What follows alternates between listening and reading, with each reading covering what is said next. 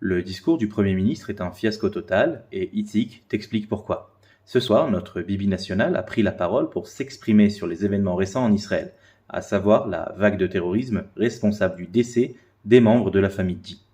En résumé, il revient sur sa décision de limoger le ministre de la Sécurité Yoav Gallant, membre du Likoud, et deux, il attribue la montée du terrorisme à l'opposition et accuse le chef de file de la gauche, Yair Lapid, de qualifier d'effondrement la situation politique en Israël. Pourquoi c'est problématique selon moi ?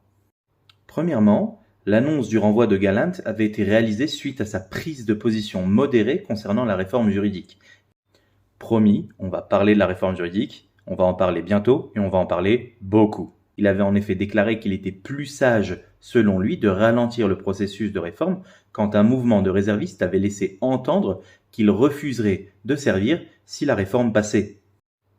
Ici, Bibi sait que pour juguler la vague de terrorisme, il a besoin d'un ministre de la Défense fort, et il ne peut se permettre de laisser le poste vacant pendant une période aussi dramatique, entre les tirs de roquettes d'un côté et les attaques armées qui visent les civils israéliens.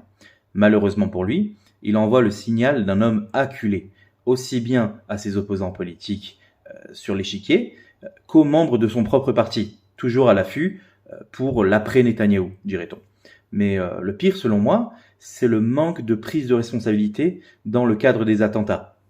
Selon moi, rejeter la faute des récents attentats sur les actions du précédent gouvernement est une forme d'insulte à l'intelligence de l'électorat de droite, surtout quand on sait que le terrorisme frappe les civils israéliens sans faire de distinction entre droite ou gauche.